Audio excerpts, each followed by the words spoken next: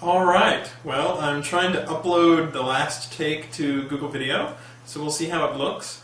While I'm waiting, why not do a few more questions and see if we can knock a few out.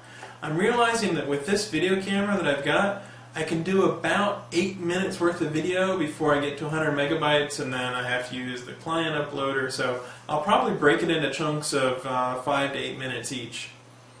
Okay, Ryan writes in. He says, can you put an end to some myths about having too many sites on the same server, or having sites with IPs too similar to each other, or having them all include the same JavaScript off a different site? In general, if you're an average webmaster, this is something that I wouldn't really worry about. Now, I have to tell a story about Tim Meyer and I being on a panel together, and somebody said, you took all my sites out. He said, both Google and Yahoo did. And I really didn't have that many.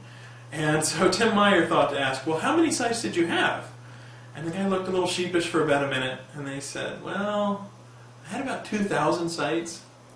So there's a range, right? There's a continuum. If you've got 2, 3, 4, 5 sites, and they're all different themes, stuff like that, you're not in the place where you really need to worry that much. If you have 2,000 sites, you need to be asking yourself, do you really have enough unique value-add content to support 2,000 sites? Because the answer is probably not. But if you're just your average guy, you've got a few sites, I wouldn't worry about them being on the same IP address, and I definitely wouldn't worry about them being on the same server. That's something that everybody does. And the last thing Ryan asked about was including the same JavaScript off a different site. Well, this is a very common idiom. People use JavaScript trackers. Google AdSense is JavaScript included off another site.